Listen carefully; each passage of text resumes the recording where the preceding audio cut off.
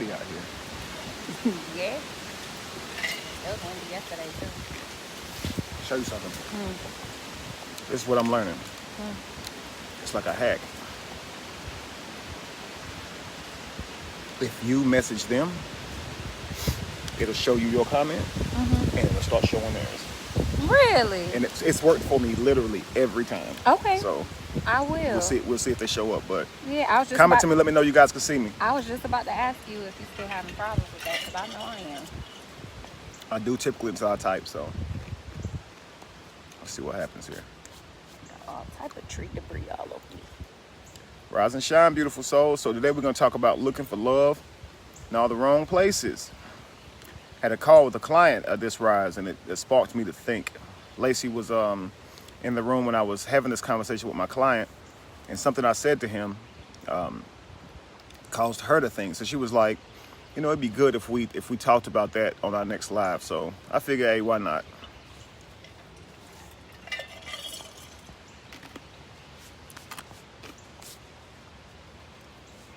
Yo, I see you, Darius. First comment I could see so far. Latanya, Nice. rise. Dope. Yeah, I definitely got No offense, but we don't say hello, we say rise.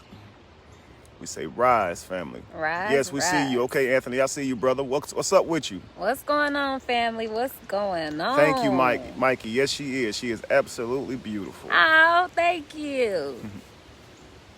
We're doing great, Anita. Fantastic. Y'all can't be making me blush out here. So we're talking about looking for love in all the wrong places, okay? So what I'm going to do is I'm going to tell you guys kind of the call that I had this rise, and then we're going to build off of that, okay? So I had a client, he called me this morning, and he's in tears. He's really hurt, distraught about something that just happened. So basically he's had a friendship, a partnership, a business relationship with a person for many years. And this person is a little older than him, and the relationship is more like father-son. This is how they speak to each other. They look at each other like father and son. And so today something happened that exposed some kind of, I guess, some chinks in the relationship. And so something happened, and the person who looks at him like a son didn't respond to him like he feels like a son, a father would respond to his son. And so now he's heard about it because he feels like, you know, it's in chaos and in times like this that people just show themselves. And obviously he had an expectation of how he should have been treated, and he didn't get treated that way. So here he is now, he's 38. He's trying to rationalize the feeling that he feels, wondering why he feels so badly about this and if he's right or wrong for feeling this way. So he hit me up about it, and he's talking to me about this issue and how it brought him to tears just because he felt so let down by how he was treated. And so what it did is it caused me to kind of go inside of myself. And I was like, the same thing has happened for me, family. I losing a mother early in life, not having my father there. Relationships that I would forge with older adults, they typically would look at me like a child, and I typically would look at them like a parent. And it's because they would initiate that. And then I fell for it every time. And not that they meant to be deceptive. I think they were serious when they said it. So here's what happens.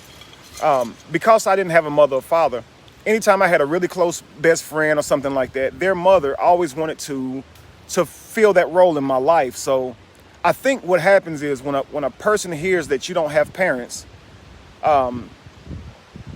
they automatically feel sorry for you, because that is hard to imagine, not having parents. Not many people have gone through that. So they want to kind of be that role in your life. So they'll say, well, I'll be your mom.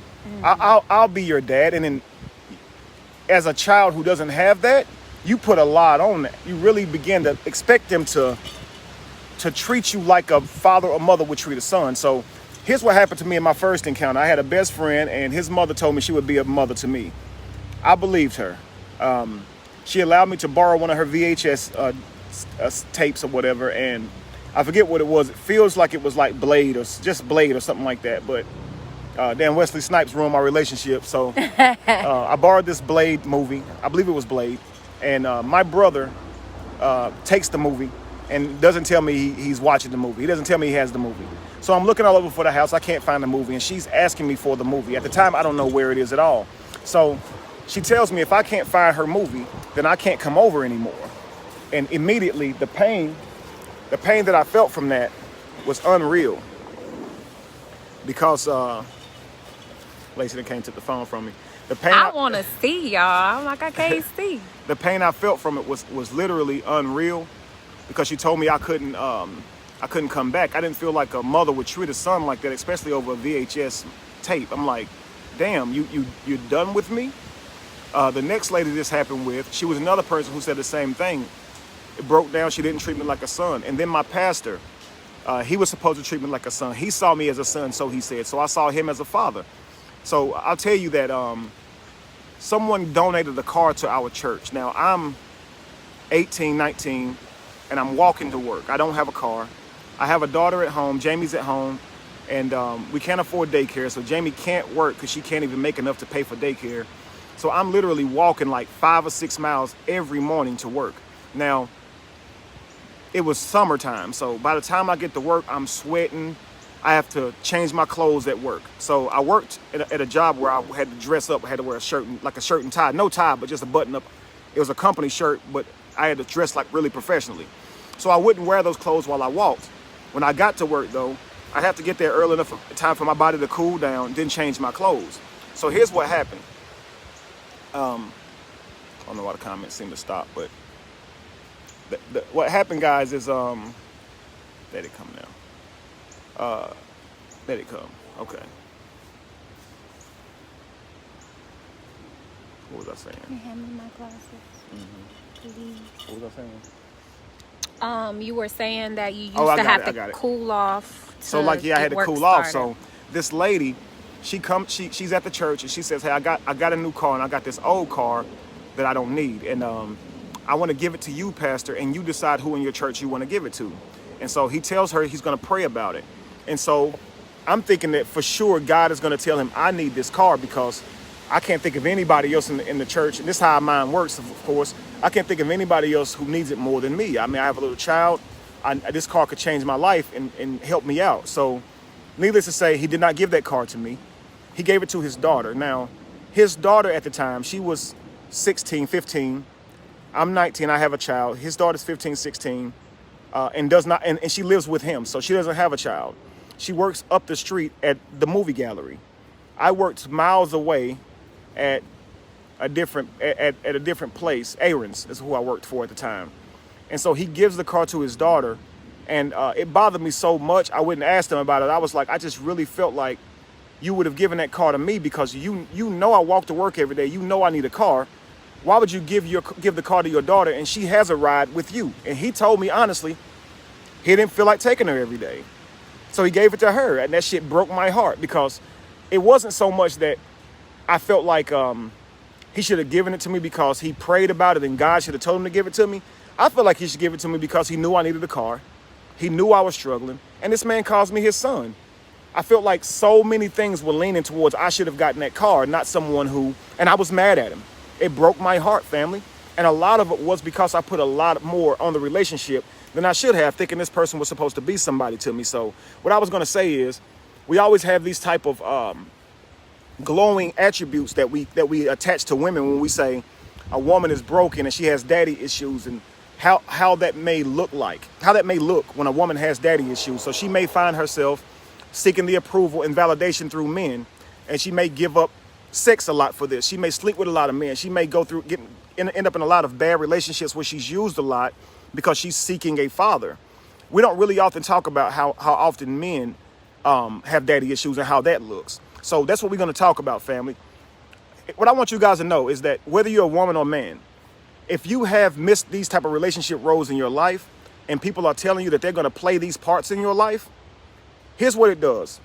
It number one, it makes you view them as someone who is tied to you in a different way, like biologically, instead of just we're forging a new relationship and learning each other via how we interact. This is how you build a relationship with anyone else. But when someone says, I'll be your father, I'll look at you like a son, we begin to immediately put a lot onto that. So our expectations, all that begins to attach. So not only do we look at them as a mother or father, whatever they promised us they'd be, they looking at us as someone who would behave like a son or daughter to them. Now, this could be a manipulation tactic on their part. When they say, that I see you like a son or daughter, this could be to get the most out of you, to where they don't really have to compensate you for what you're doing.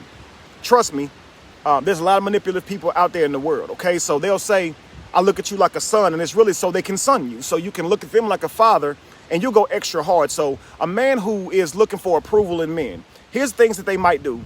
They'll, number one, look for approval through their peers. They'll make their friends people who can validate their life. So they won't even be happy with their female, their job, or their life, or their financial status if their friends aren't. So they're making them, their value comes from their friends around them, because they don't know how to approve of themselves, because they didn't get a father to teach them how to do that. So number one, their peers are somebody who they put on a high standard, high pedestal to be validated by. Number two, when they go to work for someone else, they will give their manager or boss 10 times more effort because they want that person's approval or that person's validation. And a lot of times they'll use you. They'll get you to work overtime, even when they know they're not going to give you any benefit for it. They'll get you to do things for them that they know they're not really going to compensate you for. And in life, they should compensate you for them things, for those things. So in life, and now here's the thing, not only that, people who are older than you, who don't have any type of authority over you, they're not in a place of business where they have authority over you, you will begin to do the same thing with them, because you associate maturity with wisdom. And this is where we go wrong. Just because someone is older than you, it does not mean that they know more than you. So if someone is a lot older than us, we can, by mistake, give them power by making them a elder in our life of some sort. Like, we believe that because they're older than us, they have access to more wisdom or more experiences, so they should have more knowledge. But this actually isn't the case.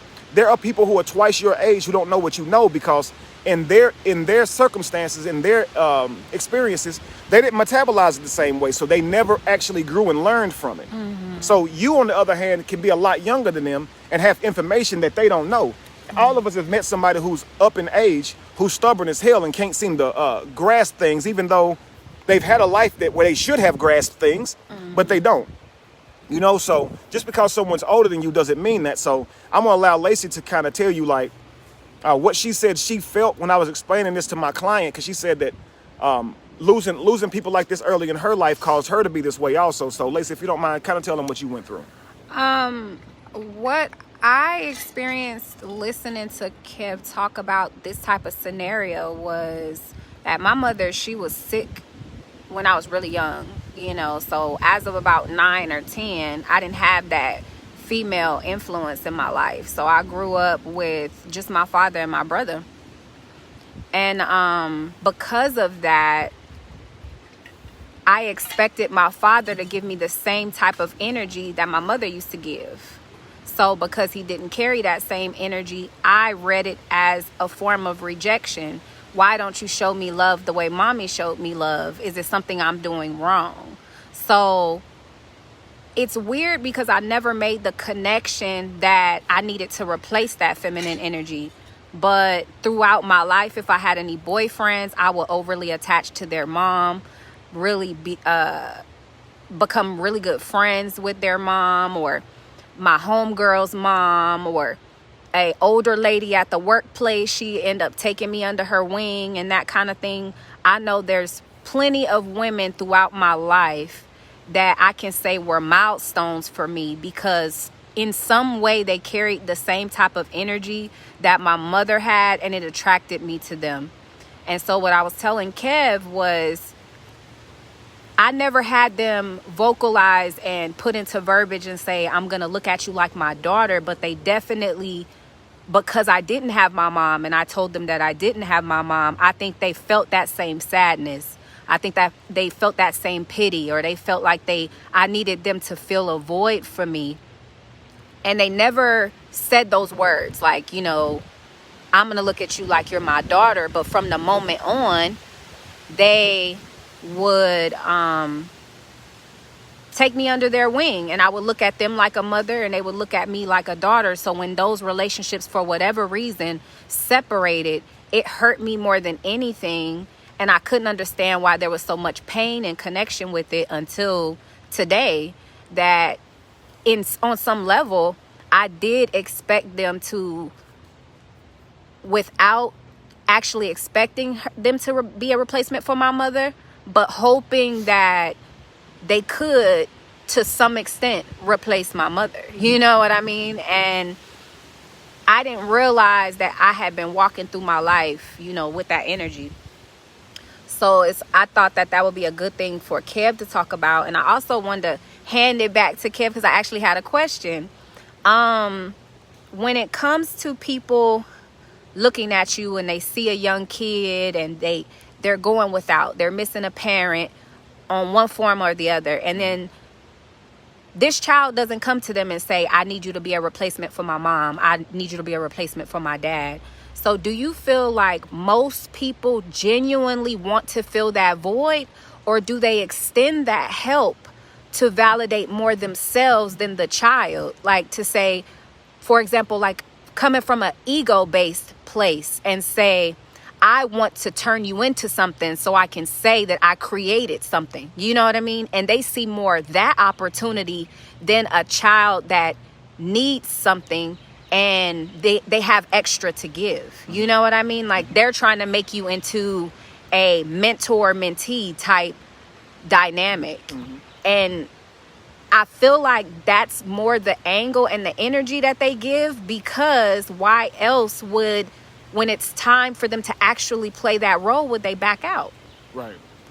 So well, I would say like there's always going to be people that have hidden agendas, mixed agendas, all this type of stuff. So yes, there will be people like that. There will be people who would say, I look at you like a son or a daughter, mm-hmm. because they have intentions to literally manipulate you. Right. There will be people who feel sorry for you, and because they feel sorry for you, they will assume the responsibility of being your mother or father, but don't really know. They're not really aware at the time that they cannot do that. Like, it's right. literally impossible. Right. So their heart says, I love you so much, or I feel so sorry for you, that I don't want you to have to go through your life without a mother, so hey, I'll be your mother. And here's what happens. When things blow up, a lot of times they're learning that they can't treat you like a son or daughter. Right. You know, because how they would treat their son or daughter comes organically. Right. How they treat you, it doesn't mean they don't love you, but it means that they're not treating you like a son or daughter. And so as soon as someone says, I'm looking at you like my son or daughter, and then you start to look at them like your son or daughter, there's an expectation on how they will act. And if they don't treat you like a father or mother would treat you, son or daughter wise, you're going to feel like we actually don't have that relationship. So here's what I say. The best thing to do is protect yourself, because there will be people that try to use you, but it's not wise to move in that way. Like, are you trying to use me? It's more so, let me protect myself. Let me make sure that I don't make more of a relationship because I don't have a mother or father. Right. Let me understand that my mother or father, everybody gets one, honestly. And people honestly don't have the ability to be your mother, father, even if they can give you a relationship that's satisfactory, a personal relationship that's satisfactory. Right. Biologically, they could never be your mother, father, you know? So we're trying to fill roles for other people that they didn't have, not realizing that we actually cannot fill those roles. Right. Even if someone adopts you at a young age, and you can see this happen in life. You can take a child who didn't even know her father wasn't her father. She was adopted at a young age. She doesn't know her mother isn't her mother. Mm-hmm. But when she finds out, she will have voids that she will want to fill. Right. So because she may grow up even believing that this person is her mother, father, but let her find out that it's not. Now all of a sudden, it's the interest in your biological father or mother rises within you. Right. And so even though you got all the love you wanted from this fake mother father, you didn't even question whether they your mother father, but you've now came across some information, or they felt like telling you when you were 18. Now all of a sudden it's like, well, who is my mother father?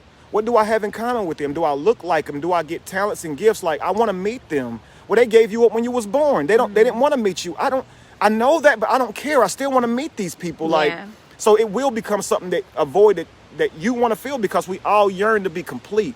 We all yearn to be tapped into our ancestors and our people that way. So that's something that won't leave. And so you can't let the key is, don't let that internal need dictate how you move in your relationships, because you're just gonna have a need that's not gonna be filled, and all of us have needs that can't be filled by anyone else. Right. So if we seek for someone else to fill that void, in most cases we'll be let down, because that's not the way it's supposed to go. Right. I gave him an analogy where I talked about people who work out or bodybuild. some people take testosterone, and this testosterone helps them to grow bigger, and they get spoiled by it because the testosterone means they don't have to work out as hard. You still have to work out, but this testosterone that you're putting into your system has now stagnated your system because your body produces testosterone naturally. And now because you're putting something from outside of your body in your body says, hey, I'm getting it from an outside source. I no longer need to produce it. So your body stops producing it. Now, here's the kicker. When you start putting this testosterone in your body, you're going to feel stronger because you're putting more in you than you create yourself. So you're going to be able to generate more energy, thus getting more gains and more muscle. But here's the kicker. When you come off of that testosterone, because you can never allow someone else to be fulfilling you forever, your body will begin to break down. So if you use a crutch for too long or wear a cast for too long, it will begin to actually mess you up. It'll hurt you more than it helps you. So keep in mind that if you tie yourself to this person, allowing them to feed into you forever, you actually stagnate yourself the same way as if I keep putting this testosterone in my body. Now my body's going to start getting weaker. So here's what I have to do.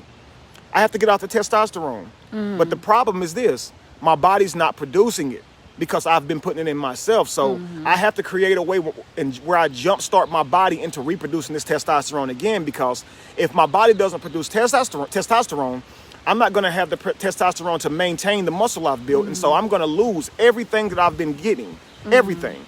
This is what happens in life, family.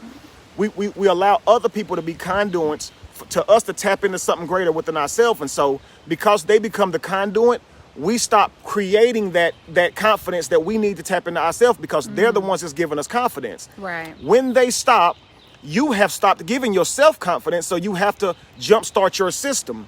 So here's the kicker. The fumes you're running off of through everybody else building you up, you're going to be on E for a while because you've tricked your body into receiving confidence instead of generating confidence. So you have to become your own generator of your confidence and your own testosterone again, if you could understand the parallel. So if I draw my value through someone calling me their son, I likely would have drew my value from my father telling me I'm his son or that he believes in me.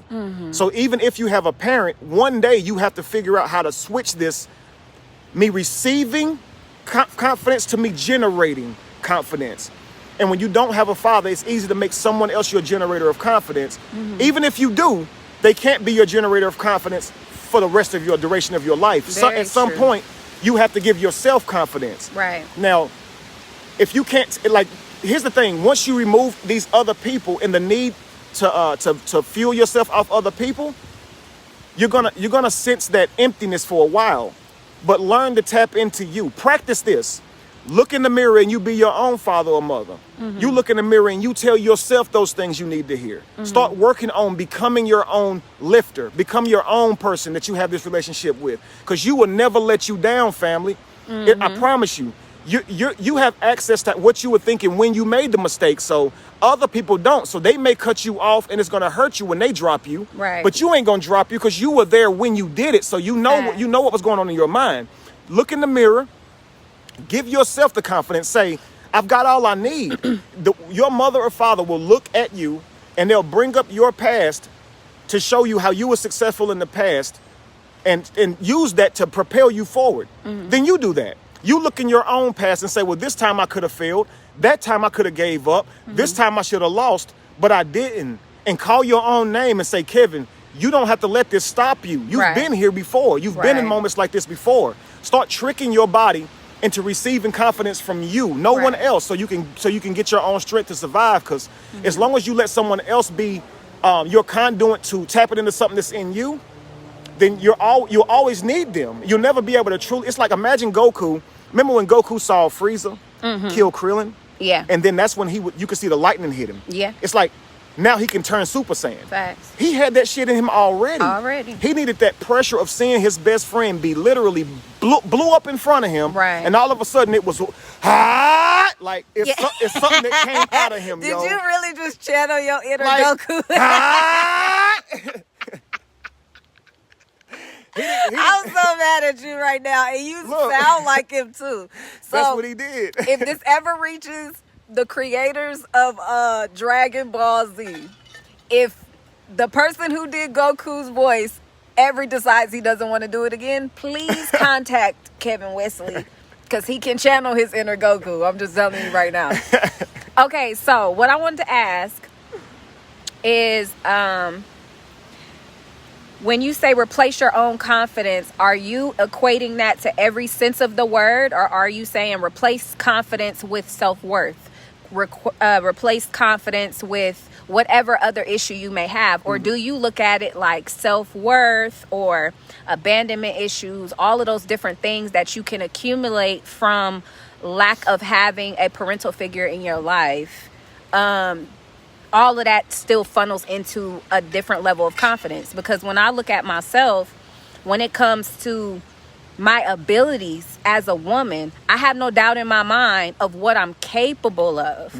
But when I think about what voids I have, it very much so means the world to me to hear my father say he's proud.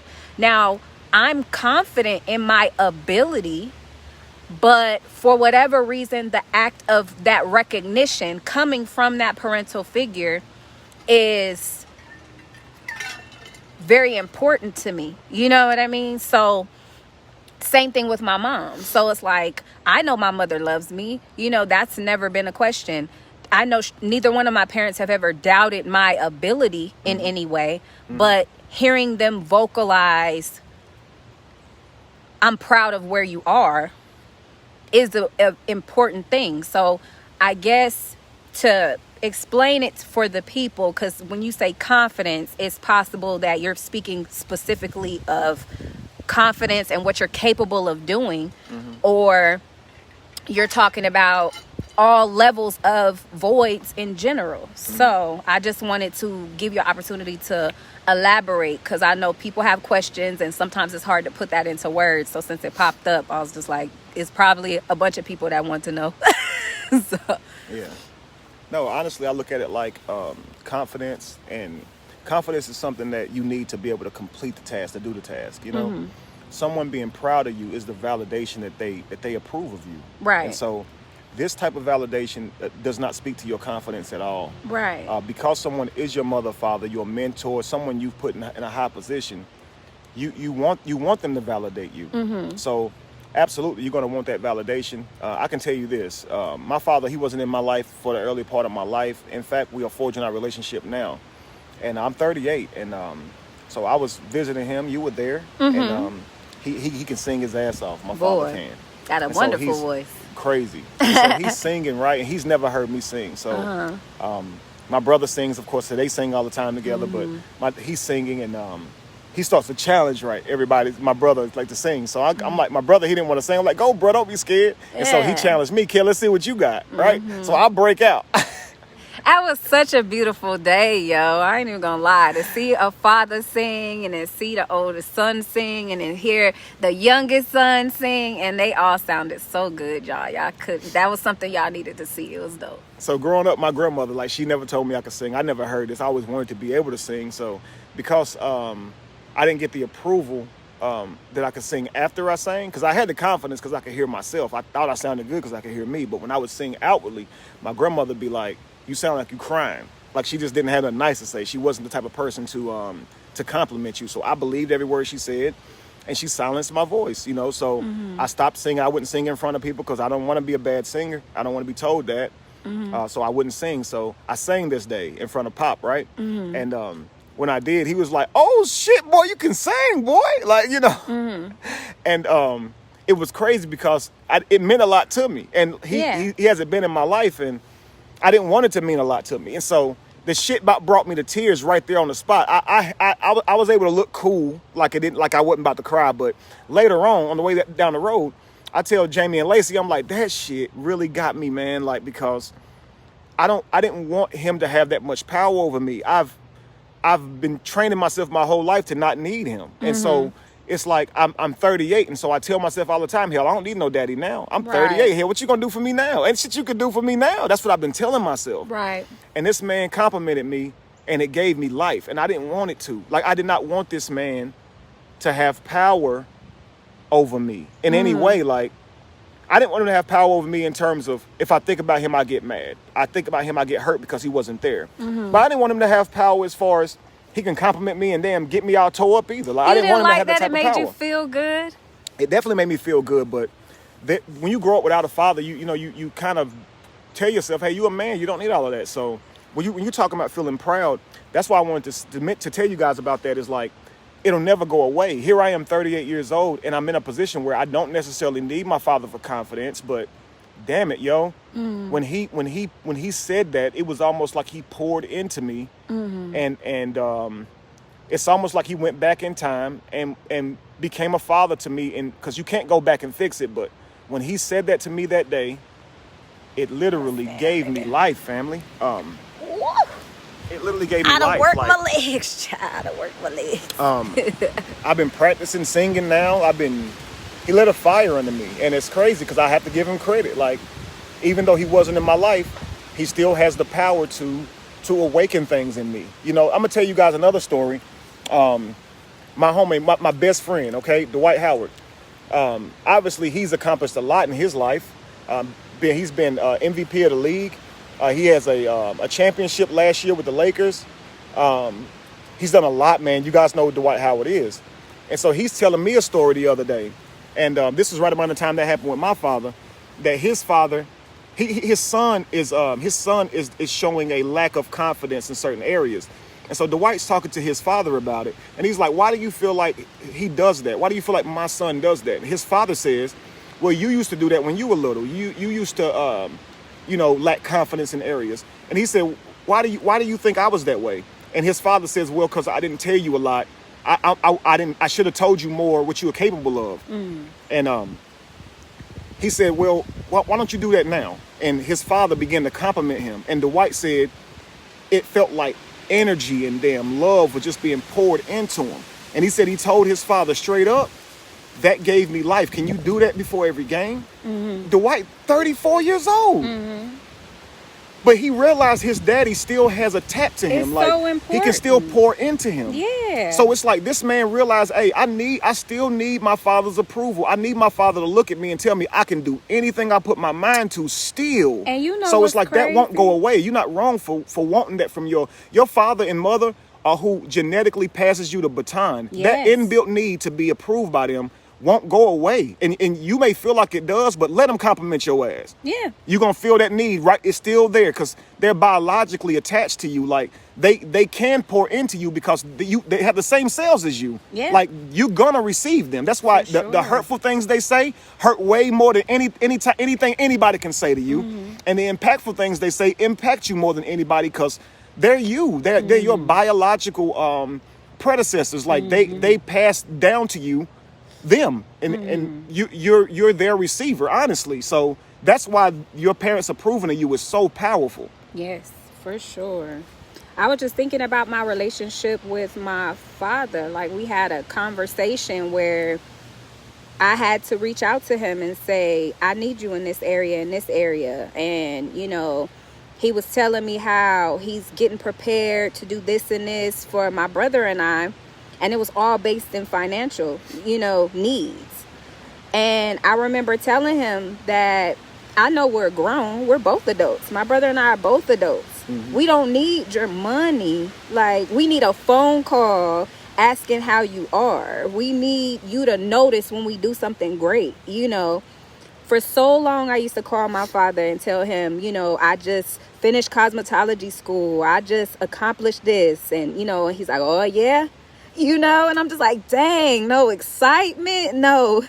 I said, I can't get I'm proud of you to save my life. I'm just like, why you do this to me, And I had to have that conversation and say, you know what? And atta girl, I love you. I love you. You're powerful. I was like, that don't cost anything, but you never give it to me. And the sad part is when I'm around my father's friends, that's all they tell me. Your dad talk about you so much. He say he's so proud. He say, my baby girl this, my baby girl, my baby girl, my baby girl.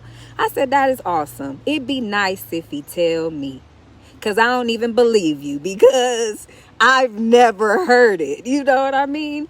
And then that was a different level of hurt. Like, I've begged you. I've cried for it, And it's still, for some reason, You feel like I wouldn't want it if you gave it to me, but you'll give it to strangers. You'll show pictures of me with people. Oh, look at this beautiful picture. That's my daughter. That's my, and I'm just like, dang.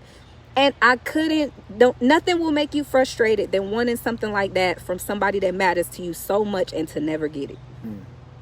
And it's a heartbreak like nothing else. Even still to this day, I just turned 34 years old, and I remember calling my father like, Dad, I'm a life coach, yo. I got people, man, I'm like, I just broke 10,000 followers. My father has Facebook. I've been at this for 3 years. He ain't even know. I'm his friend on Facebook. He ain't even know. I'm like, dang, Dad, like, you don't be checking for me at all. And I'm like, and it hurt, but I had to take my mind to a different place and go, you know what, don't even trip. So now I text my father, Dad, look, this class I got going on Sunday. Oh, this is what me and Kev just took these pictures. I want you to see them. He says they're beautiful, and I just take that and go about my business, instead of putting all my eggs in that basket and saying that my value is hanging on this compliment. I was like, I'm gonna start sharing my world with him. A lot of people use that interaction as an excuse to say, I'm no longer gonna reach out to my father because he doesn't give me what I need. I get that, but you also have to understand, maybe at some point in his existence he didn't get what he needed, so he doesn't know how to give it to you. Even though you're asking for it and it sounds easy because you can give it freely, he's still in his head like, I've done wrong by my kids. They wouldn't even think it's serious. They wouldn't think it was real. They self-doubt so much, and once they've dug the hole so deep, they think it's impossible to get out. And for us, it's easy. All you got to do is tell me you love me, bro. We out of the ditch just that quick. You know what I mean? But for them, it's hard to confront that wall that they've built up so high. So sometimes, even in those moments, the child has to be the bigger person and say, you know what? I'm going to send you some pictures. I'm going to tell you I have this event. I'm going to tell you I have this going on. And now me and my father are having conversations about me teaching him how to be a content creator. I still have that void. I still have that feeling. But I promised myself I'm going to put my energy into creating a new relationship with my father and let go of what was. It's hard, but I'd rather have something new and fresh than not have my father at all. Absolutely. At the end of the day, we want to hang on to the hurt. We want to hang on to the anger. We want to hang on to waiting for an apology, accountability, and all of that. And all you're doing is wasting precious time. The person that you want to be in your life and build a relationship with can be gone tomorrow. And yes, it doesn't look like what I wanted it to look like. But now I want my father to be my friend. I don't need him to be my father. I'm grown. You know what I mean? I want to, now me and my father talk business. You know what I mean? It ain't all about he's the superior and I look up to him. That's my friend. I call him and say, Dad, what you think about this? I don't know. Okay, I'm going to talk to you later. And now I feel much better about the relationship I have with my father, and we're baby stepping it. We still don't talk, not even once a month, but when we talk, we're civilized. We are not rehashing old stuff. And it feels much better. Hopefully one day I can say, I can hear his voice. I can look at him and not think about what I've been through with that man. You know what I mean? And I want to get there, but sometimes as the child, you want them to go first. And you're going to hang on to that until it just fades away. And then, too, it's like, you're such a powerful person, Lacey. So it's like, if men, a lot of times, and I know this because when I was in preacher, I used to be in prison ministry. And I used to have men who were in prison and they wanted to talk to their sons. And they would say, like, I want to be a good father. And I would say, well, do you write your son? And they would say, well, I feel like if I send the letter, his mama won't give it to him. Or I feel like if I send the letter, he won't hear it. And right now, if he tells me he don't want me in his life, man, I'll be done killed myself in here. Like, so the hope of him talking to me, the hope of him being in my life, that's what's keeping me going. I don't want to jeopardize that hope by writing him no letter. So I'm gonna reach out to him when I get out. And what I would say is, man, write that letter. Write it. Your children are so forgiving, man. Write that letter. Exactly. Because a lot of times when a man has made a lot of mistakes, and women too, yo, like when we make mistakes, especially on our children, that shit will haunt us, man. Like it's not even necessarily just a relationship. You could abort a child. You could be a man who got a girl pregnant and she decided to abort the child, and it comes back later on you and you're like, damn, I fucked up, I let this child down, and it'll haunt you. So if you actually have a child that's really on this planet and you have let them down, you could be self-sabotaging yourself by believing they won't deal with you. You may not think you're good enough, especially if you see them still continuing to rise. Like, you're not in this child's life, but they still seem to be strong and committed and inspired to do great things, just like Lacey did. You know what I'm saying? We can have a conversation, Nicholas, but just like Lacey, I could see, I'm not in your father's head, but I can see him seeing that in his mind, him not even being worthy of telling you he proud of you, because he may feel like he didn't contribute to who you are. You know what I mean? And if you were to say, proud of him, bro, I did all this without you, that might crush him. So it's like a lot of men, they go brag to people who don't know they weren't there, so to speak, because they are proud of you, and showing you off brings them validation now, right? But they still forgotten that they haven't themselves given you validation. Exactly. And it's like I think that a lot of times fathers and mothers think that they have to do something to earn the power that they have in your life. So if he hasn't been the best father that he thinks he can be, he may not feel like he has the power to tell you he proud of you, and it means something. When parents don't understand it, they just like children don't have to accomplish nothing for you to love them and them to be your child, neither do your parents. Exactly. Your parents don't have to be no millionaire, and as a parent, you will feel like if you don't have a lot, you ain't worth shit to your kids. Like you actually will feel like you let your children down because you didn't accomplish something. So a lot of that is like, you think your children are expecting you to accumulate assets and stuff in order to accept you. So obviously, if you tell them you proud of them and you ain't accomplished nothing, you don't feel like you can do that. But your kids are not looking at that. They want you to be proud of them because they love you. And they want you to see them as greatness, even if you suck. Like, even if you're homeless and your child is a millionaire, you telling them that you're proud of them means you don't understand what it means to them. It has nothing to do with, are you smart as them? Because listen, parents, a lot of times they grew up in schools that were teaching differently than what we learn now. So you ask them to help you with your homework, they feel like they're aloof. They feel like they can't keep up with you at all because you seem so much smarter than them, because the work that they've been doing didn't teach them anything about how to do the work that you've been doing. So when you bring them your homework, you actually hurt their confidence. Like, I believe that. And our mindset, it's like, mom and daddy helped me, but when you take them that homework, you actually make them feel powerless, because they looking at that work and they're not going to tell you they don't know how to do it. Yeah, for sure. Because parents don't want to not know shit. They want to actually have all the answers. So, I was going to say, the crazy thing, I don't have children, but when I see my little niece and nephew and what they're doing at their age, in my mind, I'm like, dang, I got to catch up. You know, when they ask for help, and I'm like, I went all the way through high school and ain't never seen that. You know, but that moment, it makes you feel like you're lacking. There's something that I can't give them now. So I can only imagine, if I'm an auntie and I feel this way, how a parent will feel towards their child, and they know that that's their job to feed you information. And that's just homework. You're talking to a child at this point. Right. Imagine your child, you can't even help them with their homework, right? Because when you went to school, it was different. Yeah. Now your child is an accountant. In your mind, an accountant is someone who walks around with a bunch of numbers in their head. Yeah. So this actually makes you feel dumb to your children. So it's like, for sure, you don't think your validation will do much. You actually think they think less of you because you went further than them in life. Right. Further than them in life. You know what I mean? So a lot of times what they're competing with, it's not their love for you. It's not their love for you at all. It's their love for themselves. And that's why they're not validating you and giving you the love you want. Somebody's mentioned about there are toxic parents, and y'all not going over that. Listen, family, we know all too well that there are toxic parents. Here's the thing.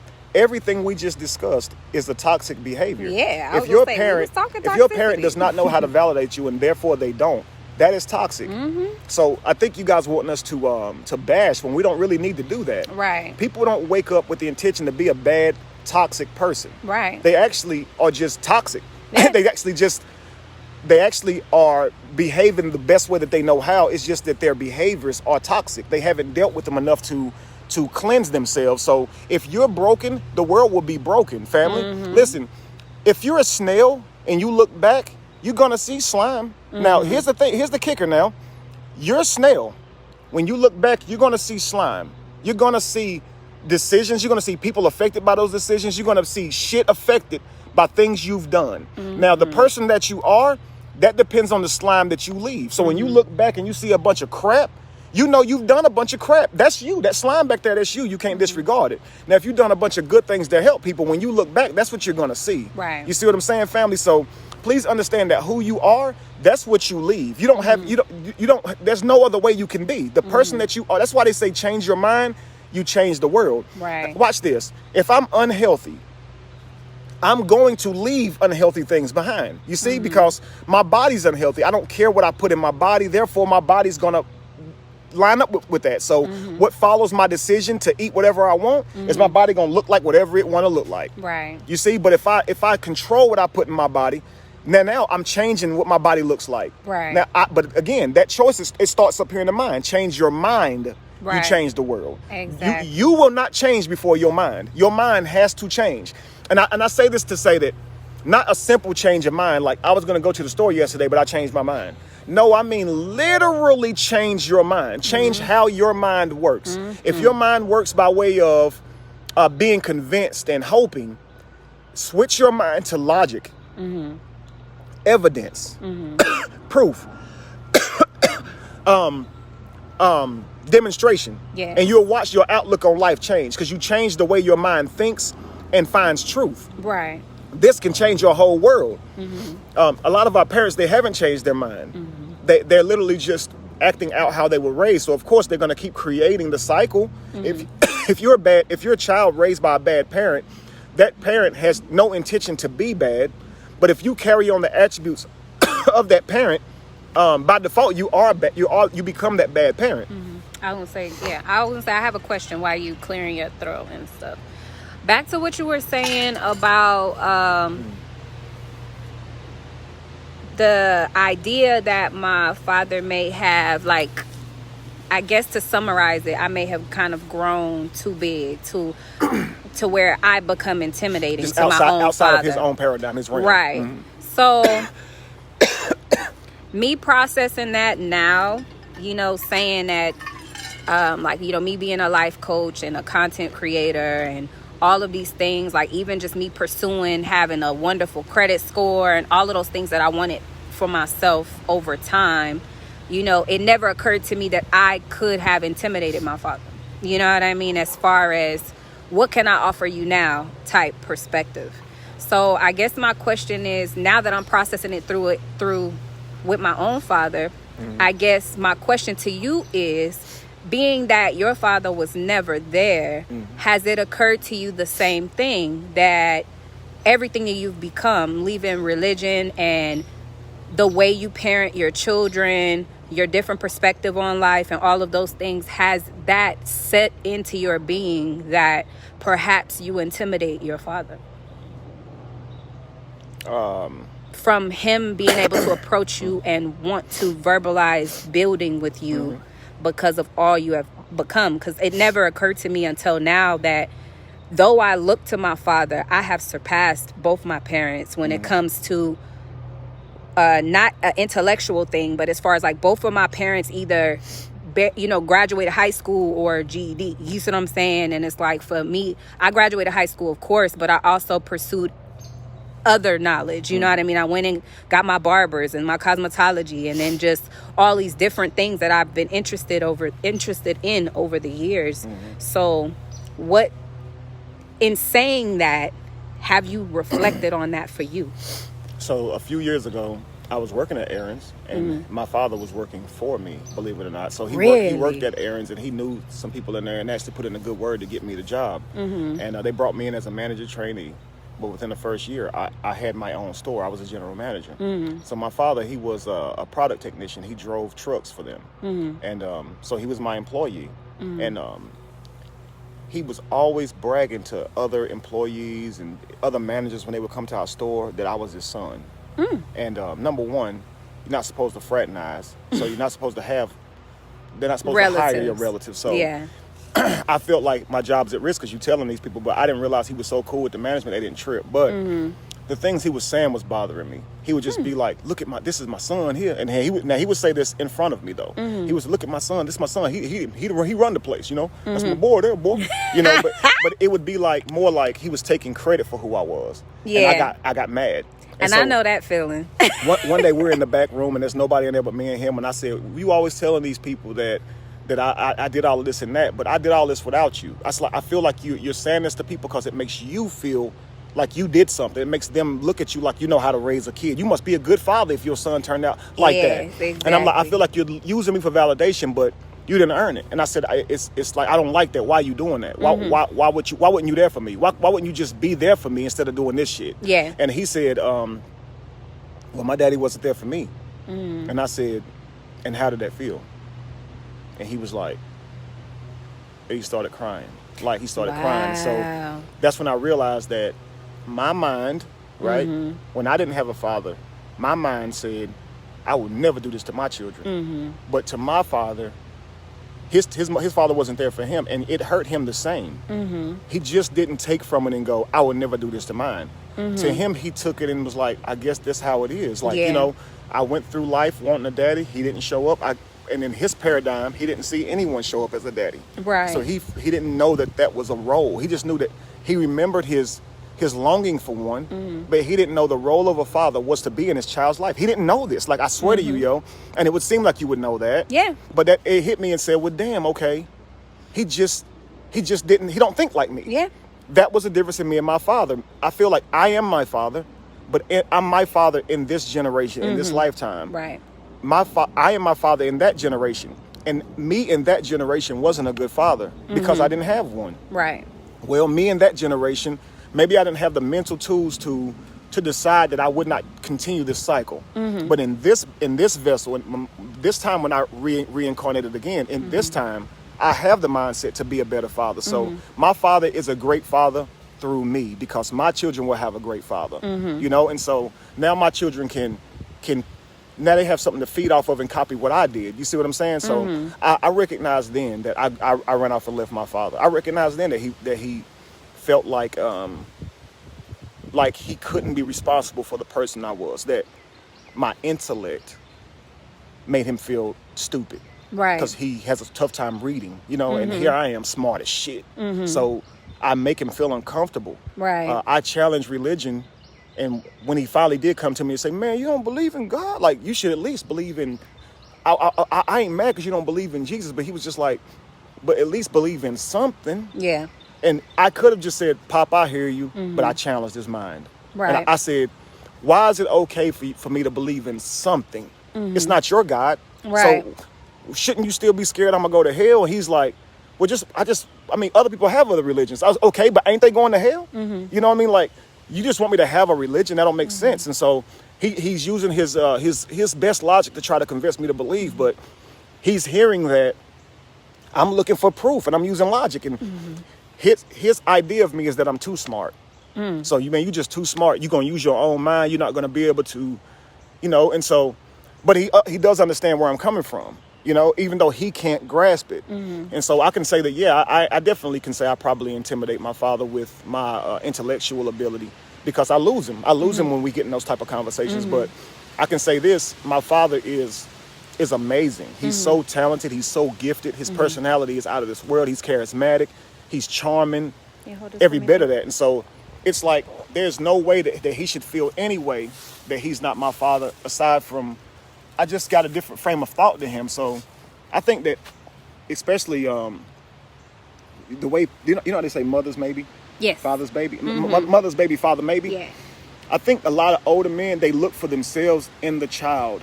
And it's so apparent that they're looking for themselves that if they can't find themselves, if they can't find themselves in the child sort of loses the father. Yeah, I was gonna say if I don't look at that child and see my eyes, my nose, my lips, and this is as a baby. Yeah. If that man look at that child and he don't see himself as a baby, even though children just look like babies, you know, it'll change how he sees the child. And as a child grows up, if the child doesn't begin to show attributes, he will question if it's his. So all of this changes how he moves and treats this child, because men need to feel like they're the fathers. You know what I mean? Like, there's this pride that comes along with it. We don't want to be doing shit for kids that ain't ours, or we don't want to have this mindset that we are doing something for this child that ain't ours, or that we're being played. You know what I mean? So now, two things. Forgive me if I said your name wrong, because I'm trying to remember 20 comments ago. I believe it was Mondrego wants to know, have you achieved forgiveness for him? And then the second thing is, goodness, what were you just saying? Because I had a question. I'll answer it first. I'll say that, yes, I forgave my father years ago. I forgave my father that day that he told me that his father wasn't there for him. I'm like, I can't be mad at someone who didn't know any better. Like, that's now I realize that's crazy to walk around with that anger. So it's like, look, I forgive you. I understand. It's like, there's really, what am I now going to still be mad at? Like, just the lost time? Now I'm crying over spilled milk. This man is telling me that he realized his mistake. He even cried in front of me to show me that he didn't do it purposely to cry. He's a tough cookie, so he don't cry. But he cried over that, and that showed me that, man, this man is traumatized. So he's doing what he did because he was broken. Like, you're going to be mad at somebody for how they behaved when they were broken? Yeah. Nah, that just feels so wrong. Like, you know, agree. like, I can't be mad at you when you was broken now. Like, if you, I don't know, nah, I forgave him. I don't have anything to be mad about anymore. Gotcha. I can't be. I feel sorry for him now. I feel like I'll do the duties because I'm healed, and I'll love you. That's what I'll do. I'll show you the best son in the world, and maybe that'll help you become a good father. Yeah. Maybe, you know, that's okay. I'm okay with that, because I know that's right. Before that it was, nah, you my daddy, bro. If you want to call me, call me. But now it's more so I recognize that is me. And if I judge him, I'm judging me, man. So it's like, that's the stock I come from. Nice. So I refuse to be tricked into judging and throwing my father under a bus, regardless of what I think he should have done in my life. That's the stock I come from. That's what I have to work with to become great. And damn it, he hooked me up. Right. Like, he wasn't there to give me the relationship I wanted.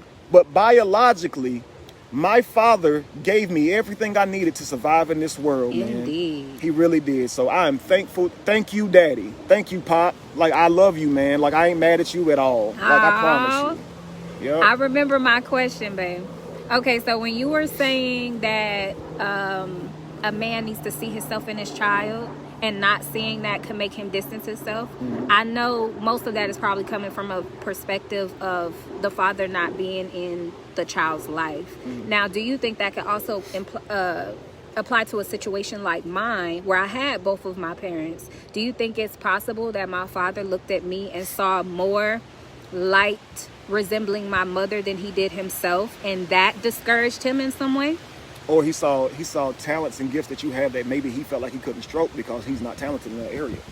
So if you're showing signs of doing things differently to what he did, he may feel like he can't help you to channel that type of gift. You know what I mean? Whereas if it was something that he did, like you say, your father raps. Yeah. So say you was out here rapping or whatever, he would show more interest because he like, I do that. You see what I'm saying? And I know that's my biggest connection with my father is music. Okay. Like, you know what I mean? How did he pour into you with music, or differently than other things, or? That was I would argue that that's the only way he was present in my life, was because, like, my mother did the video games and playing in the park and all of that kind of stuff. She knew who my friends were, my favorite teachers, my favorite subjects, all of that kind of stuff.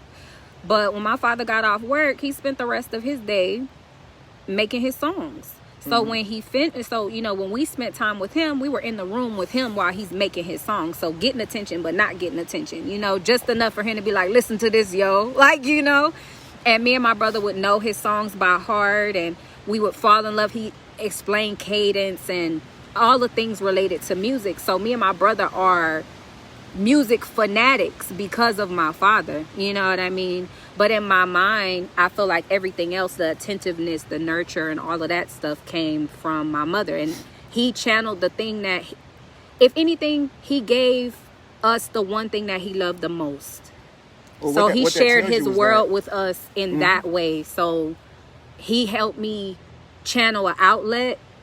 So I use music to soothe myself. I use it to meditate. I use it for all these different things. And I can attest to that he gave me that in that way. You know what I mean? Absolutely. And I would say this, that what that sounds like then is that, let's walk out. Okay. Woo, woo, woo. That's your phone. It's windy? Yeah. What it sounds like, Where's my tea? You see it? your what? Oh, T, it's it right fell. there. I lost it. What it sounds like is, like you said, that he contributed a whole lot in your life when it comes to the music and things, even teaching y'all about cadence and probably bar breakdown, all this stuff, Oh, right? yeah, for sure. So it sounds like when it was something that was in his bag, he felt he had the confidence to be able to teach y'all. Agreed. But if it's something that's not in his bag, he didn't put in as much. And so for you, and maybe your brother too, maybe y'all metabolize that as he don't care as much, when really on that side he just didn't know what to say. Yeah. Now granted, I've seen fathers do this as well. They'll pour more into their sons than their daughters. And so the daughter a lot of times will look at that relationship that the father has with the son and feel like the son doesn't love them as much because he doesn't have the same relationship.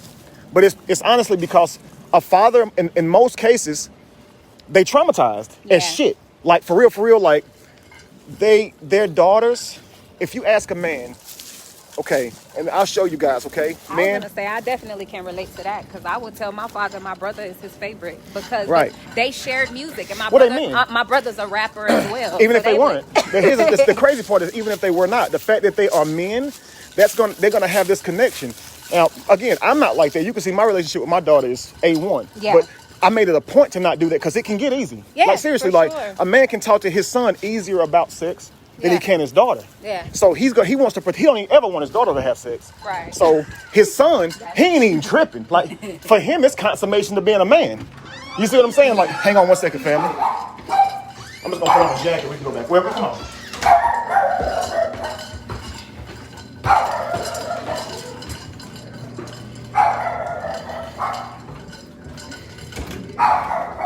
So yeah, like when a boy loses his virginity, it's like consummation to be a man. So I'm gonna ask you guys a question, okay? Now let's just say a little boy and a little girl, they're in high school, okay?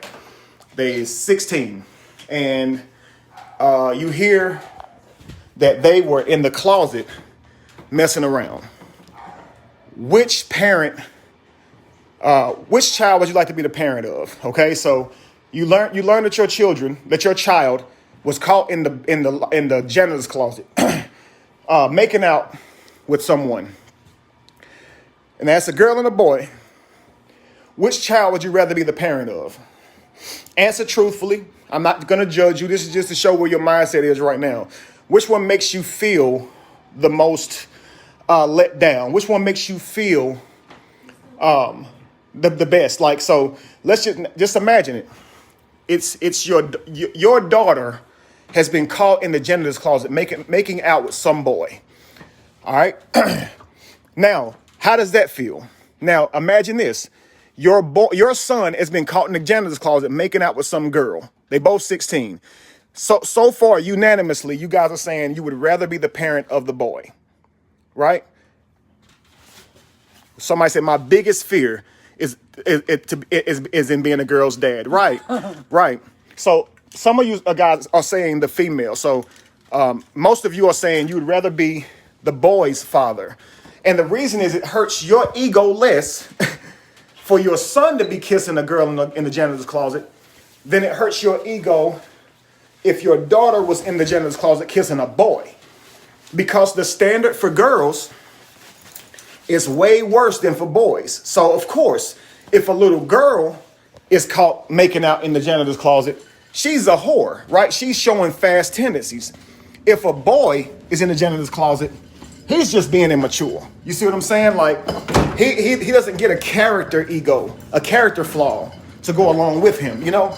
And so you can imagine the parent is going to react differently because it's not necessarily that the act is different. It's that you're let down. You feel more affected by it because it's your daughter rather than your son.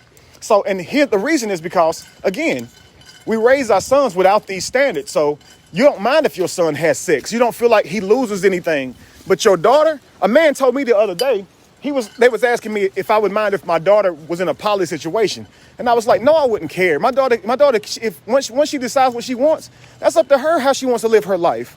But they were just like, I don't want my daughter sleeping with one man, even if she's 25. And I'm like, see, that's the mindset for a lot of men, is that they can't even fathom the idea of their daughter having sex. And that's very immature.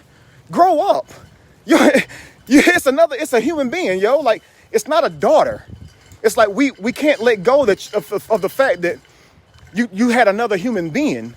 I know we call them male and female as a gender to associate them with Bob, but it actually don't mean anything, family. And so it's really your immaturity level that you can't get over the fact that your daughter wants sex and is one day gonna have sex. So she's treated way differently. So even with just stuff like that, growing up, a father, he can talk with his son, tell him about stuff like that, about sex, what it's like with girls, how to feel, how they should feel. Laugh with him. Let his daughter come to him about that. He ain't trying to have that conversation. He's not gonna have that conversation with her. He's gonna feel uncomfortable. So it's those type of conversations that strengthen relationship. If he don't feel like he can do that with his daughter or he can connect with her, it's not that he don't love her. A lot of that he'll leave to the mother. He might say, you had that conversation with her, but really, she needs to hear it from your perspective, Daddy. Papa, she needs to hear that from your perspective so she can hear it in your way, you know? And so she doesn't have these ideas that, honestly, she should hear that from you first, that she does not lose value if she has sex. She need to hear that from you as a father. As a father, you'll feel safer having your daughter believe this because you want your daughter to not have sex. So you would feel safer. You actually more so reinforce that she's going to be a hoe if she has sex more times than she should. So you're going to say, tough world we live in. You can't just go out here and do that because they're going to look at you like a hoe. And you should care about how people look at you because just fall in line with the standards. And you saying it because it makes you feel comfortable right now. But you're really about to mess her up. A father should look at his daughter and say, listen, sweetheart, people are going to judge you based on the amount of times you have sex. I want you to understand that does not define you, sweetheart. You see what I'm saying? Think about your body, of course. Make the best decision when it comes to choosing your partner. Make sure you choose somebody that you're worthy of, that's worthy of you. This is the information that I gave my daughter. It was this. People going to want you, man. People going to try to holler at you straight up. But if you try to figure out if this man using you, or what he want from you,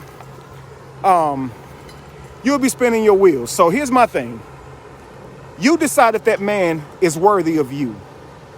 If you want to give yourself to this man and be with this man, make sure that this person is worthy of you.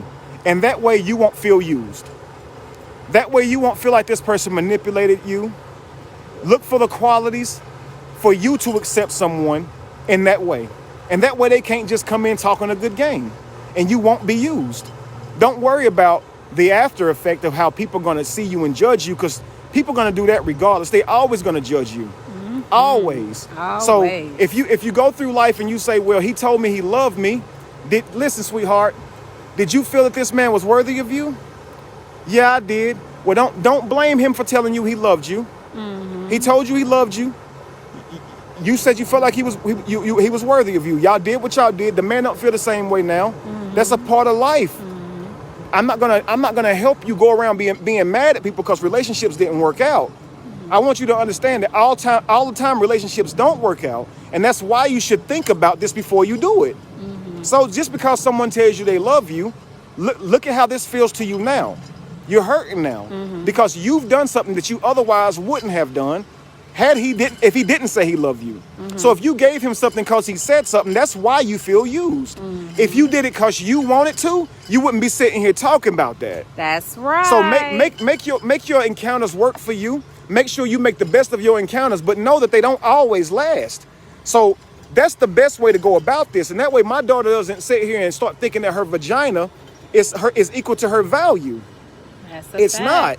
It's not, man. If a woman can actually want love, a woman can actually want love, but the people that she's trying to go through to get love and relationship, they're playing her. So they're not as serious and sincere as they're saying. So she has sex with this one guy because he seems serious, but then he runs off. So then she still wants love and relationship. So she meets another guy and he runs off. And before you know it, now she has a trail. And before you know it, now she's a whore. And she actually didn't sleep with any man just for a nut. She didn't lay with any man just because she was horny. She actually thought that she was going to have something with these men. And that's why she got a body count, so to speak. You see what I'm saying? It's like a body count. That sounds like a bunch of dead people. It really It's does. like we always try to make it sound horrible, man. You know, so honestly, yes, a woman and how she's perceived in this world will interfere with her relationship with her father because that man wants his daughter to fall within those standards. And he will treat her like that, not purposefully to hurt her, but with a son, he don't have none of that. Your son can go out here and fuck till he blue in the face, and you never gonna care as a father. Like, you're not gonna feel like you would feel if it was your daughter. So that's gonna dictate your relationship, and we need to grow past that and love your child or daughter without their gender. I try to tell people, do you truly love your kids? We always say, well, I love my kid. I love my child before they was even born. That's great, but now you know them. Do you love your child for their personality, their talents, their gifts, and who they are to you relationship-wise? Right. Or do you just love them because they're your child? Because if you just say, well, this is my daughter and this is my son, and this means that I treat them different because this is my daughter and this is my son. No, their relationship to me is that's my daughter and that's my son, but they're my children. Facts. I treat them like my children. Facts. Now, my daughter, she might be more feminine, so I may talk to her in a different way. She might have a different personality, and that dictates how I treat her. But her vagina does not dictate how I treat her. Facts. My son's penis does not dictate how I treat him. Facts. I treat my children based on their personalities, not their genders. I know that's right. That's how you're supposed to be. But if you don't do that, your relationships will be stagnated based on the gender of your child. And that's a problem with you because your trauma growing up in this reality. You know, so we'll be giving our child a mindset and making them feel less about themselves, honestly, because of how we feel in relation to them. So if my daughter kisses a man in the closet, kisses another boy in the closet, I'm not just mad at my daughter. My ego messed up because my daughter a hoe. And I'm going to project all that on my child. Now, if my son just macking. Yeah. You see what I'm saying? My son just macking. Now, watch this, though. Let's finish this scenario. Your daughter makes out, or your child makes out with another child in school. Now, watch this. Many of you last time said, I'd rather be the son's father because of how it will make me feel to be the daughter's father. But watch this. Now, let's add more to this story. The son, he done been in and out of juvie. Okay? Being caught with drugs several times in school. Once tried to sneak a gun in school. He's clearly on the wrong road, surrounds himself with nothing but bad peers. Right? Gang banging, drug use soon as he leaves the school. Facts. The daughter, straight A student. Straight A student. Goes straight home on the prep club, all this other shit that you would want your child to be doing, right? Facts. Now, she's been macked on by this boy. Right? He told her enough to convince her to come in this locker room with me, right? This janitor closet with me. Now, whose parent do you want to be? The daughter parent? You don't want to be the daughter because she a hoe? You'd rather be the son's father, the one who really on the wrong road anyway. Which parent would you want to be now? Because all we cared about was the fact your child was kissing a person, and that made you say I'd rather be the son's father. That's real. Why wouldn't you rather be the daughter's father? Honestly, your daughter could be the one on the straight and that little girl could be the one on the straight and narrow. You see what I'm saying? The crazy thing is I can relate to that so much. Me and my brother are 4 years apart. I'm the oldest, so I was the responsible one, the one that took care of everything, cook, clean, all that. But when it came to relationships, when I was 18 years old for my birthday, I got my tongue pierced. I asked my father first, he told me no, so I went and got it anyway. But when he saw that I got it, he said, "Do you know what that makes you look like?" And I said, "What?" You know, and he went through this list of derogatory things that this made me look like. And I said, despite the fact that you taught me better, despite the fact that I've never shown you that this is who I was, this person has changed all that for you, is what you're saying. You know, I was like, to me, I was so confused. Even with a 4-year gap and my record of proven responsibility by comparison to my brother, I couldn't have boys in the house. I moved out, had my own place, and came back to visit. My brother at 16 got a girl in his room with the door locked. I'm coming back to visit at 22. I still can't have a man in the house with me. Even though I moved out, I'm clearly grown, clearly responsible. I said, my brother at the time, you guys know teenage boys, they tend to go the rough way. You know, he losing his keys and cell phone every other second. He got to be talked to about grades every 5 minutes. But you have permission to have a girl in your room at night with the door locked, family. And I'm 22 and can't even get somebody to come visit and sit in the living room. There ain't no dude about to be dealing with no man daughter in his house. It's and again, I said, you're what? getting treated that way because of your... Now, watch this, right. baby. Watch I was this like, now. what? That made me so mad and bitter towards my brother. Like, this man can't even keep a hold of his keys, bro. And he could be in there having sex. When I came over, he said, listen, your brother got company. Don't disturb him. I said, what?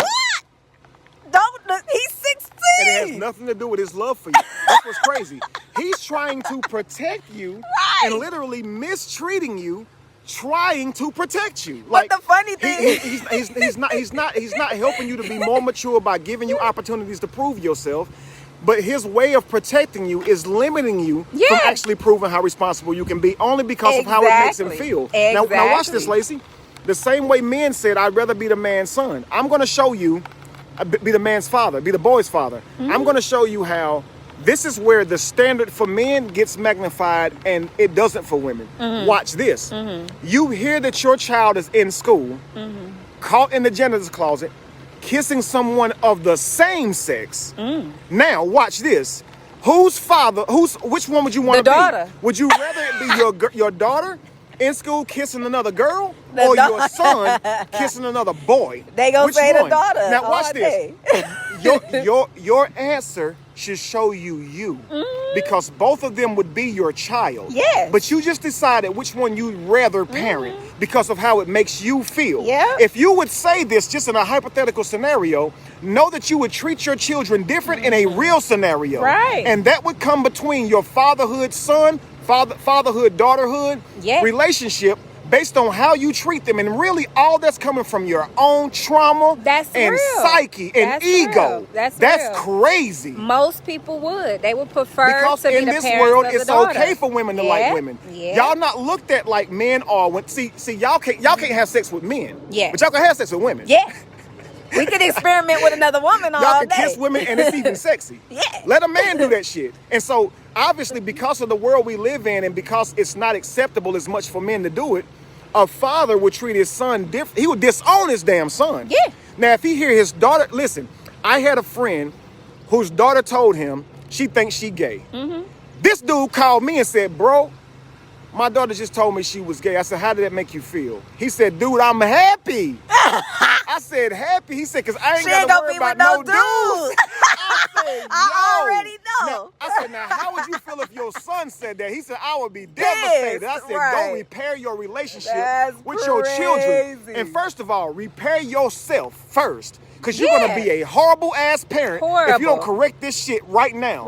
You're going to be a horrible parent if you don't correct this shit right now, sir. Like, I promise you. He was like, I never thought about it like that. I said, things happen in life to show you. So your daughter telling you that and you getting happy about your bloodline literally potentially being quenched because your daughter's not going to have you a child now. You're happy because she won't have sex with a man, even if that means your genealogy stops with her. Damn, yo. Like, honestly, you shouldn't be mad if she was gay and she's not going to have a child. That's okay. My thing is, how can you be happy about her sexual preference because it means she won't be touched by a man? Like, that's crazy. I was going to say the crazy thing, too, is that sexist point of view also applies to expectation. Like, if my brother had bad grades or if he was out ripping and running in the streets till late, we had to be in the house by a certain time. But if my brother passed that time, even though he was 4 years younger than I was, my father never got worried. You see what I'm saying? he would get worried if I was out past a particular time, or if he's getting into fights, or if he has bad grades. That was never a concern. But if I had a low grade or anything of that nature, we had to have a whole sit down. We had to all have a community conversation, because for some reason boys are expected to mature slow. You know, you don't give boys the credit for developing mentally at the same capacity as a female. And we like to talk about that all the time. Girls mature faster than boys. They actually don't really. It's the expectation that causes them to develop at a slower rate, because your expectations are lower of boys. Women get put in boxes, and that equals maturity. Exactly. Women don't mature faster than boys. We stay on our daughters more, Exactly. forcing them to be responsible. Exactly. And so that it looks like they just genetically become more responsible than boys. But the standard for little girls, you're telling them how to dress. Exactly. You're telling them that they pants, like even in school, they'll tell you how you have to look. So women are constantly being watched. Yeah. Just imagine how your black counterparts look in the place of work. Your hair can't be no longer than 3 inches, but theirs can. Yeah. Your hair can't be braided, but theirs can be in whatever ethnic style that they wear. Yep. But your hair can't. Yep. And when this happens, you go to work and make sure your ass pristine every day. Yep. So of course, you gonna make sure you doing shit right, because it's a different standard for you. That's right. You know this already. So That's you know right. that they can say anything to you all the time. As soon as you say one thing back, how you'll be treated. You know this. Yeah. And this is how women get treated all the time. Soon as she loses her virginity, now, like honestly, sweet 16. We're gonna celebrate a woman's body starts reproducing probably 4 years before this. Yeah. But we're gonna celebrate her because she hasn't had sex by 16. Why don't they do this for men? Why don't they do this for men, family? Why is this not a celebration for men? Right. Why are men not praised for making it to 16 without having sex? Even Shouldn't they when be? If it's really fair, shouldn't it be? Even when it comes to marriage, the white dress is a symbolism of purity. Absolutely. But men don't have to be pure to get married. Right. Women are expected to still be a virgin and be completely pure and had no interaction with a previous man. Otherwise, it's acceptable for them to deny wanting to marry us if we have been, in a sense, defiled. But a man is not viewed in that same light. So now you can see how that causes a woman to move. It causes a man to move. You can see how a brother would treat his sister differently because she had sex. Where a brother whose brother had sex, they'll give each other props and brag about what she looked like and how it felt. Right. But he'll hate that man who touched his sister. You see what I'm saying? And actually look down on his sister for giving it up to that boy. That boy will likely rub it in that boy's face at work, at school, because he messed with his sister. Right. You see, so and all that's going to be projected on his sister, because the father don't want the daughter messing with nobody, but neither does her brother. He don't want her screwing with nobody at school because he don't want to hear it either. Right. But the sister, she doesn't walk around controlling her brother, telling him who she can sleep with because of how it would fuck up her reputation.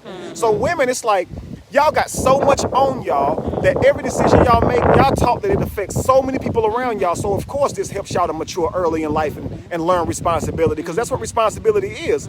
Knowing that your actions have ripples, knowing that your actions have reactions, and knowing that your actions, people might see it and want to do it too. And so y'all brought up with this mindset all the time that your actions are important to your value. Men are not. Men can wake up and do whatever the hell they want. And even to the point of how you groom yourself. A woman, you got to take a shower every day. A man, Every day. You don't. You wash your ass too. Right. Stop. Listen. Facts. You be hygienic. That's Stop real. telling yourself it's less required of you That's so to make sure real. you're healthy. That's so Take real. care of yourself, man. Like, stop that shit. Wash your ass, They bruh. even got memes for that, babe. Like, if you want... You a boy. You a Yeah. girl. You a girl. You got to do this more. Heck You're a girl, yeah. so you should do this more. You're a girl, so you should do this. Like, come on, Heck stop. Yeah, they like go into her bathroom. Everybody should wash if the back their of her ass. toilet look like this, she nasty. Like, shut up. Like, not every woman is taught to scrub they floor with a toothbrush. Like, but that's the expectation. If you're a woman, even in that right, your house should be clean and well put together. And if you go to a couple's house and the house is dirty, You never look to the man. You look Yeah, at the everybody woman should and clean up say, after if the themselves. house is nasty, the woman is nasty. You don't look at the man until you see light bulbs out in the house and the washer and dryer don't work and the cars in the driveway don't work. Women couldn't even cuss till 89. Y'all still cuss word everybody. Right. Ain't lying. Remember Shanae, I don't cuss because I'm a lady. Lady. That's right. I'm a lady. Why you gotta be a lady? Why you gotta say I'm a lady so I can't? But no, I'm a that's lady so real. I can. Like, That's right, because real. that's the paradigm that's been created, I promise you. I was gonna say I used to say that all through high school and then some. That's not ladylike. lady. I don't That's do be a that. lady, That's not yeah. ladylike. Because that's what my mother would say. Nah, you bet not. That's not ladylike. That's not ladylike. And the crazy thing is those standards also contribute to us holding back our quote unquote sexual urges as well. That's the same reason why you can be with a guy that you like and you're in your head like, I don't want him to think less of me. Yeah. My blunt. Uh-oh. That's not good. Hang on, this is something. I know I had it in my hand. Yeah. Y'all help me real quick. I'm gonna show y'all the ground. I dropped Are you really? I dropped my happy stick. I don't want to say what it is out loud because you know Facebook be tripping. I dropped my happy stick in this conversation somewhere. And I definitely checked my pockets like 8 times. I even looked in my cup. Let's see. See, it's not in my cup. It's not in my cup, huh? Seemed like I had it all the way over here. So guys, I'm showing y'all the ground. If y'all see my happy stick, let a brother know. Well, if it might rain and then this, goodness gracious. It make you wonder how many happy sticks you step over and not even notice somebody else dropped them. Make you just want to look where you're going from here on out because you might just come across a happy stick. Where did it go, y'all? Why? It's like, why when it fall, it just blend the hell in like a chameleon? Like, right. It should be visible. Oh my gosh, man. Where is it? Look at the comments. Did anybody see it? Check. I did look in my pockets. That's the first place I've been. Y'all didn't see me back here looking this whole time.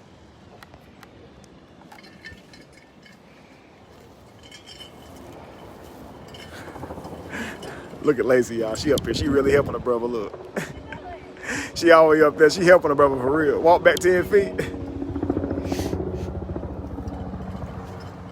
So what I was going to say to y'all is what that is when it comes to how y'all being treated is it's called social engineering. Social engineering, you know? I was telling them, Lacey, that what they're experiencing is social engineering. When you believe that a person should carry themselves differently because they're a certain gender, and our society has created that standard, that is called social engineering. So I want you to think about this word. Engine. An engine is a motor, right? It's in motor. It's a motor. So it's a social engineering. So the engine that drives you socially is a program that tells you how to see people based on their genders and their actions associated with the gender. So imagine this. God is all-knowing, all-powerful, lives for an eternity. But God punishes people based on how they live their life. Their one life that is mortal. God, and I'm going to say that again. God is all-knowing, likely because he's eternal and has had multiple experiences and has lived forever. Humans get not even the same amount of years. So if we all got 50 years, it'd make it seem fair. But some of us only get 20 years. Some of us only get 30 years. Some of us get less than that. And you don't know what day you coming in. And you get put into a world where the dynamics could change. If everyone had to go through the same things, it would be fair to judge everyone the same. But they don't. You're going to be born in a certain time frame where society looks at things in a certain way. So now you're a victim to that. And then you're going to be a male or female. And so a male or female, that's going to be based on how you're viewed and what you get away with. So if you're a female, you don't have the strength to probably rape and beat up people and bully. But if you're a male, you do. So if you're a male and you spend your life doing things like that, that could equal an eternity in hell, but you weren't a female. And if you weren't a female, you didn't get to do that, so you wouldn't be judged for that. But if you're a female, let's see here, things that come out that look like bullying with a female. Females don't typically have the strength to overpower a man, but they can use a baby to hurt him, right? Yeah. They can manipulate him and convince him a baby's his and it's not. They can do equal things, but a man can't do that. A man can't convince you a baby's yours, right? Now, here's what I'm saying. We believe that a God sits in a place where it's outside of touch, right? It understands everything and it lives forever. Yet it judges us based on the one life you live, in the time frame you live, and the gender that you live, based on the years or days that you get to live. Right. And it feels like its decision is warranted to punish you for an eternity in hell. Now, you might have got 20 years. This man over here got 40 years. Both of y'all died outside of the will of God. Both of y'all will be punished for an eternity.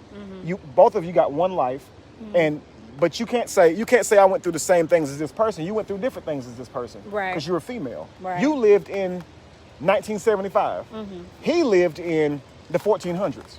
So the whole life, everything was different. Yeah. And a God would judge you. All of y'all gonna go to hell or heaven based on how y'all act in these amount of years. Social engineering plays a big part in how you live your life and how you see the world and how you see yourself. So to be judged with a standard like this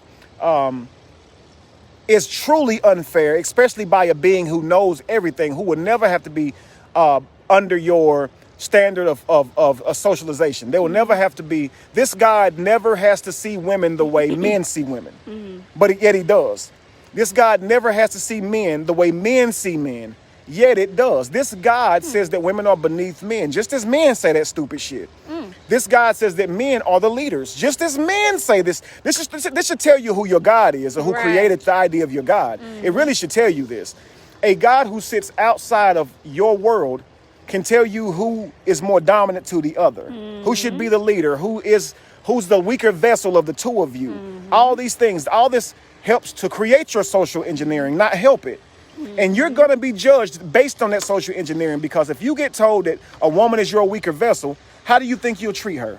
Exactly. If a woman gets told that a man is supposed to be led or be her leader, how do you think she's going to carry herself her whole life? Instead of raising herself up with enough mindset and mentality to govern herself and draw her own confidence and value from herself, she'll be like Ruth in the Bible, looking for a man to marry so he can validate her and approve of her, just like we still looking for daddies to approve us. The woman is taught to seek a man to approve her and be her leader and protector for the rest of her life.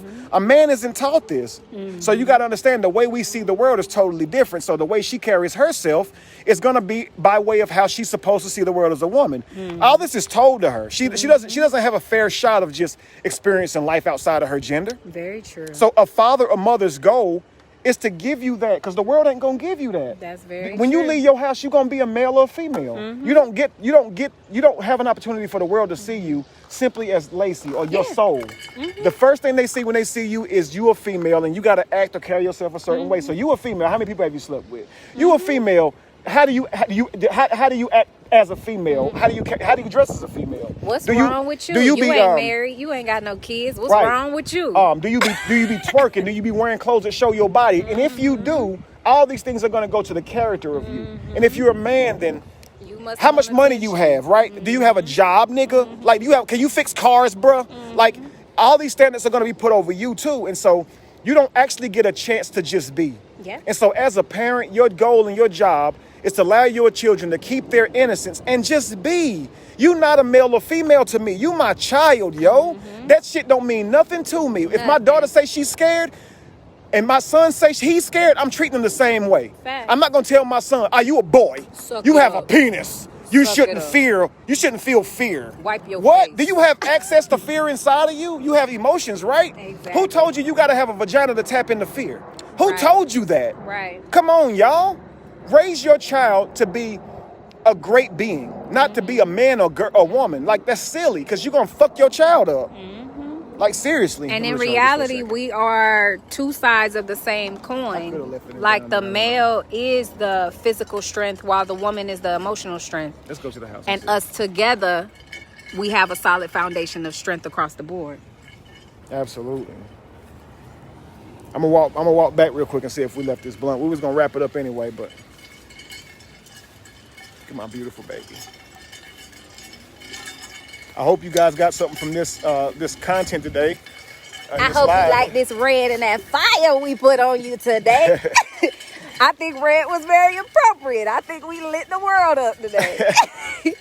We picked a good color, man, because I know we dropped some gems today. Sure, and I thank you for actually suggesting this topic, because I was actually gonna go live and talk about something different. But of course, that conversation that I had with my client got you to thinking, and you told me I think that'd be a great topic. Yeah, it spoke to me. I felt like that's something the world need to hear, because we don't know. A lot of times adults don't figure that they carry so much from their childhood, and sometimes you could just overhear a conversation and it'll change your life. So I was like, if it did that for me. I want to tell you this. I'm proud of you. Yeah, I'm proud of you every day. I watch you handle certain things in life, and in my mind, I'd be like, "Oh my God, I don't know how she gonna take that." He about to make but I watch you. Stop. He is. I'm feeling it in my throat, in my thumb. I watch you already. I watch you pick yourself up, dust yourself off, and keep going. Like, you are a true soldier. You are a true warrior. Yeah, you are so strong. Thank you, honey, love. Yeah, and if I was a father, I would definitely be proud to have a daughter like you. I'd be bragging till I was blue in the face. I would. I'd be bragging till I was blue in the face. That make me happy. Thank you, baby. I love you, love you. I love you too. Yeah. Warm and fuzzy, y'all. I think I got some things to celebrate today. So you may not get it from your biological, but you know, somebody daddy. Somebody I'm just playing, y'all. Somebody's singing a poem to you. I'm just saying. It had me thinking of that meme where they say, yeah, me and somebody's son. Like, you know, ain't my biological daddy, but you know what I mean. Somebody can live by the title, fulfill me. I'm just saying. That's funny. I love y'all. And please don't take me too seriously. Like, I don't mean nothing by it. I just don't like it. I'm just a goofy thing. What y'all want? I can't help it. Well, listen, y'all, I'm hoping that I left that magic stick in the house, so I'm going to go look. And I love y'all. Happy stick, I should say. 'Cause the magic stick stay with me. So I love you guys. Be evolution. Be the change that you want to see. And no candle loses its flame from lighting another. And if you were to ever find yourself in the middle of chaos, it is in that chaos that you will find yourself. Love y'all, honey. Peace.